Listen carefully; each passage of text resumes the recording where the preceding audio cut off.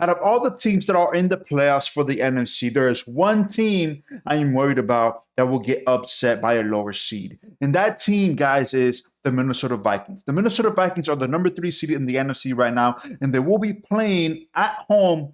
They will host the New York Giants. Now, this game is going to be very interesting because these two teams played early on in the season, and the game was actually pretty darn close, okay? The Minnesota Vikings actually won in the last seconds of the game with a 61-yard field goal attempt, and they won 27-24. So out of all the teams, the New York Giants have a chance to actually upset them. So in this video, I basically want to give you guys the reasons to why I believe the Giants could upset them and why the Minnesota Vikings will probably get eliminated in the first round. Even though there's such a high seed, they had a great season. Justin Jefferson played amazing this year. Let's talk about it. If you guys do like this sort of concept, please remember to hit the like button, subscribe down to the channel. Let's talk about the Minnesota Vikings getting upset by the Giants. So like I mentioned, the Minnesota Vikings remain the number 3 seed in the NFC playoffs and will host the Giants in the wild card round. Now, this game is going to be played on Sunday night football, prime time, everything, okay? Now, here's where the Minnesota Vikings actually have a chance to shine. Justin Jefferson has been a huge problem for not just the Giants, but every single team that they've played this year. He had one bad game against the Packers, but the very first week of the season, he exploded for more than 120 yards. Justin Jefferson at any given moment could explode for 120 yards because that is the only threat that Kirk Cousins is actually throwing it to, right? Justin Jefferson, Dalvin Cook, the run game, the offensive line. The offensive line right now has some injuries, but they could actually adjust and work on that as well. The Minnesota Vikings have lately started the game off pretty darn slow, and at the second half, they always have to claw back and make comebacks. But that doesn't always fend well, not each and every single time, because when they try to make a comeback against the Lions, they could not pull it off. So can the Vikings, even though they have a record of more than 12 wins, they could potentially lose against the Giants. Now, these are the stats of the very first time that they played this season. Like I said, the Vikings actually won 27-24. And you can see on the left-hand side, Daniel Jones, 30 for 42, 334 yards, a touchdown and a pick. Kirk Cousins, 38 for 48, 299 yards and 3 touchdowns. Most of this yardage, guys. Look at Justin Jefferson's receiving. 12 catches, 133 yards and a touchdown. Dalvin Cook,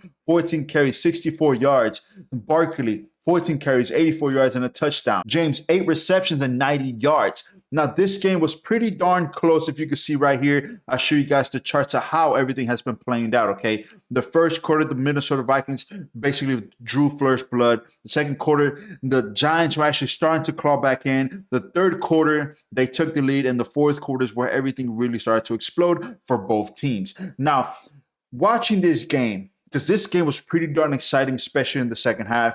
Watching this game, the one big thing that the Giants have to do is give the ball more to Barkley. Give him more touches. Because 14 carries, in my opinion, for 84 yards is a pretty darn good ratio. But if you give him more touches, imagine what he can do.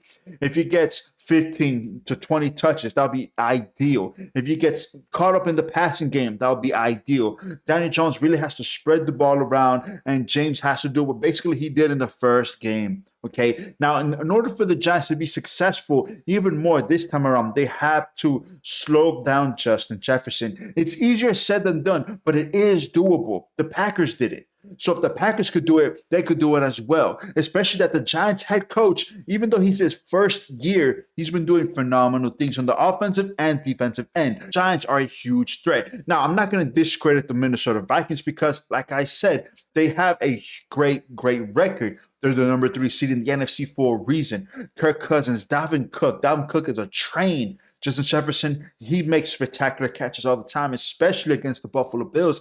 He could pull it off. But there's many different things that could really upset them. The first thing and first reason to why I believe the Vikings will lose this game is their slow starts. They cannot start this game off slow because I think the Giants actually will find a formula in order to score on the Vikings consistently. Whether it's not touchdowns or field goals, whether it's some sort of points.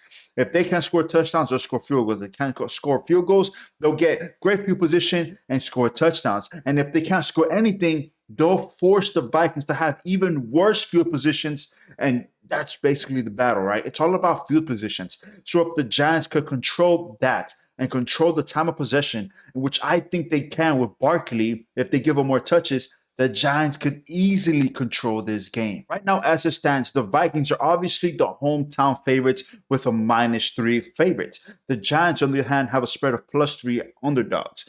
But honestly, guys, I will still pick Giants money line and the Giants +3. I just don't see why the Giants can't win this game. Out of all the teams to have in the first round, I do believe the Vikings have the worst pick. If they would have played the Seahawks, I do believe the Vikings would have beat the Seahawks. But unfortunately, they're not playing the Seahawks. And if they would have played the Cowboys, I still believe they would have beat the Cowboys. Unfortunately, again, they're playing the Giants. The coaching for the Giants has been spectacular. And even though he's his first year, he's probably one of the candidates to win Coach of the Year. Even though he may not win, he's still going to get nominated and still going to be in that list of candidates. The Giants have something brewing. Whether Daniel Jones comes back next year or not, Saquon Barkley comes next year or not, or what happens, I do believe the Giants will have all the pieces necessary to win the Vikings right now, especially when they play the wildcard game. But let me know what you guys think. What are your thoughts? What are your score predictions? Who do you guys think will win this game? Am I full of it? Or do you agree with my prediction? Let me know down in the comment section. Please remember to hit the like button, subscribe down to the channel for more content like this. Push the video out to more and more people who like sports like you and me. Thank you all for watching. Have a great day. See you guys next time. Peace out. Love. Bye.